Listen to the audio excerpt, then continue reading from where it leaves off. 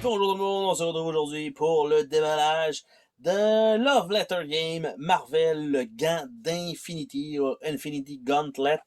Et donc, cette version-là, dans le fond, c'est de 2 à 6 joueurs. Et si je comprends bien, dans tout ça, il y en a un joueur qui va jouer Thanos et les autres vont jouer les héros. Donc, je ne sais pas s'il y a une version normale d'incluse. Bref, c'est un carton qu'on doit déchirer. Donc, la boîte, malheureusement, après ça, c'est terminé pour ça. Donc, ça va être fourni dans un petit sac. En plus, je déchire mal la boîte pour bien faire. C'est inclus dans un petit sac comme ça. Donc, le reste, je n'ai pas besoin de le garder. Et donc, dans cette petite pochette, nous allons retrouver une série de cartes, une série de jetons et le livre d'instructions.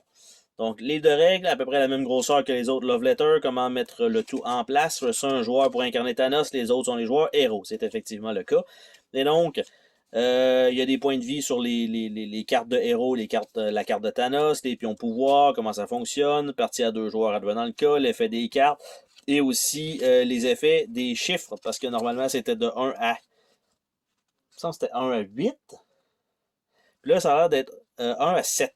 Donc je ne sais pas ça va être quoi les différences, mais on va voir ça avec les cartes.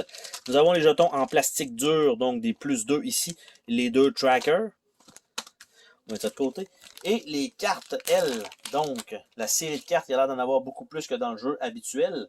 Donc, on a les cartes d'aide qui sont là. Donc, deviner la main de Thanos, un coéquipier, regarder une carte de la main de Thanos, bon, tout ça. Et l'autre côté, ce sont les valeurs avec les chiffres. Donc, probablement du côté Thanos, du côté des héros. Donc, on a ça qui vont être là. On a une carte de mise en place. Ça, c'est nouveau. Normalement, j'avais pas ça dans les autres paquets. Ah, ok, c'est pour mettre... c'est la carte qui sert à traquer la vie.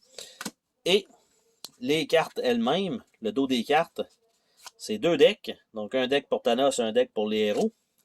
Donc, Thanos, on a Outrider. On a la pierre de l'esprit. On a Corvus Glaive. On a la pierre de l'âme. On a Black Dwarf. On a la pierre de l'espace. On va Proxima Midnight, la pierre du pouvoir, Ebonima, pierre de réalité, pierre du temps et Thanos lui-même. Et du côté des héros, donc on voit déjà un Spider-Man, une Gamora et un Iron Man. On va voir s'ils sont tous là. Donc on a un Star-Lord qui est le numéro 1, on a un Spider-Man. Donc ils nous ont mis plusieurs cartes...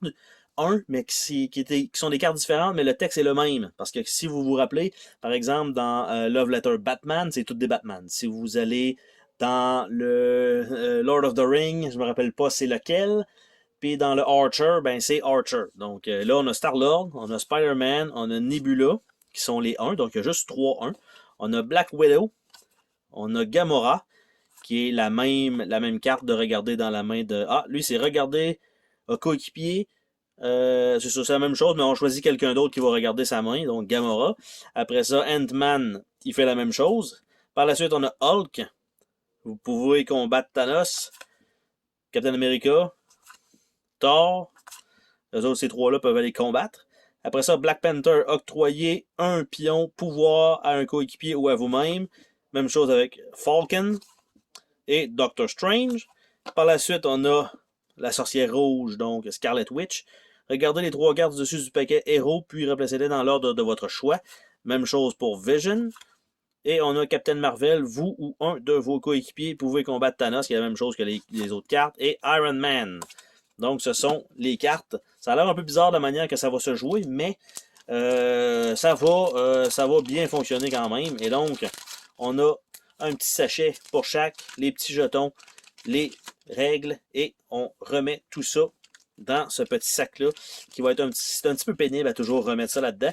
Mais pour le transport, c'est quand même extrêmement pratique. Sur ce, on se dit à la prochaine pour une autre vidéo. Salut tout le monde!